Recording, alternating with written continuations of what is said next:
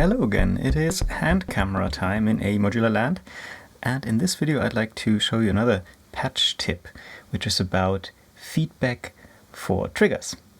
So as you can see, I've got the 2 envelope module here, and the end 1 output is patched into multiple and from there back into the gate 1 input. So we've got a feedback loop which is re-triggering the envelope like an LFO, for example. But we're not using the envelope CV output, we're really just using the trigger output to create this feedback loop.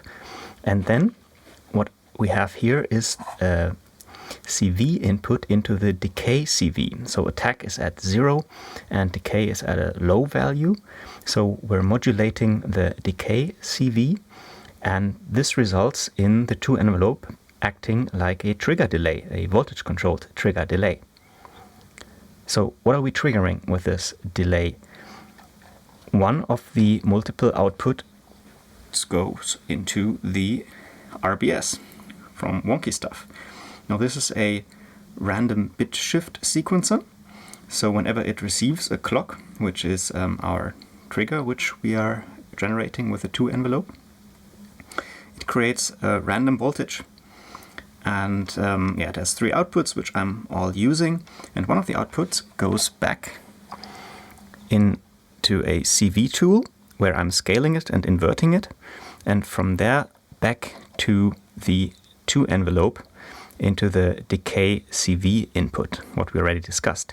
So whenever the end stage is reached and triggers, it will generate a new random CV voltage on the RBSS, I'm sorry, and then it will send the CV into the 2env again. And this results then in a different rhythm. And as you can see, the LED here is flashing in not a fixed rhythm. When I turn up the mixer again, we can also hear that.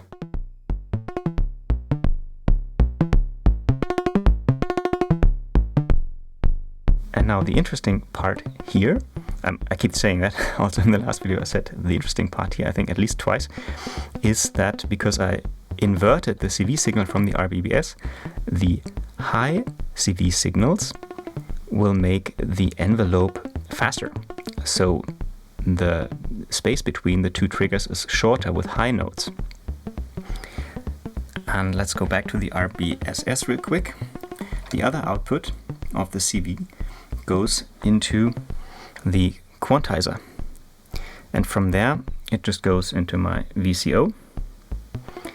And the VCO is also pulse width modulated by a second copy of the RBSS CV, and then the audio goes into a low pass gate, which is also triggered by our 2env trigger.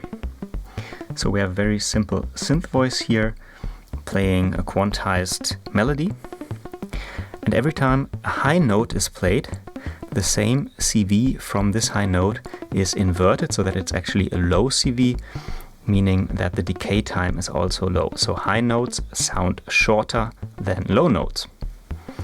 And this is, for example, also typical for stringed instruments, where high notes mean a shorter string, meaning less sustain or a shorter decay.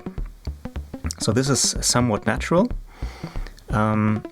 And we're also generating, non-strict rhythms here at the same time, using this feedback loop of the 2env and the RBSS sending CV back on every trigger pulse.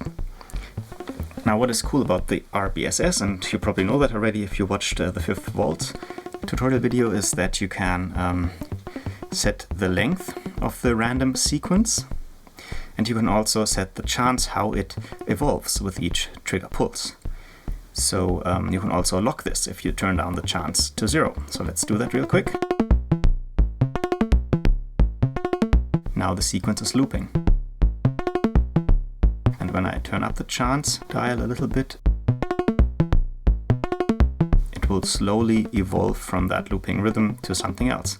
But at any time, I can also just lock it by turning down chance to 0, or in fact to the maximum, which will then create 2 sequences, one the normal one and one which is inverted, and it will loop that.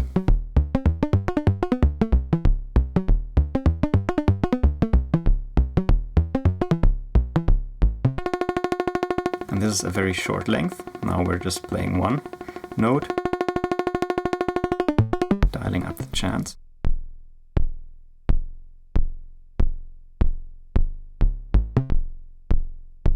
So you could, in fact, with a little more patch cables and a little more sound design, create a full performance out of this simple feedback loop. RBSS modulates the envelope decay time, and the envelope is just constantly re-triggering itself and the RBSS again. And this way you can generate fun rhythms, which are not your regular step sequencer rhythms, and the pitch also influences the length of each trigger. So yeah, that's pretty cool, I thought. So yeah, have fun with that patch tip and see you soon.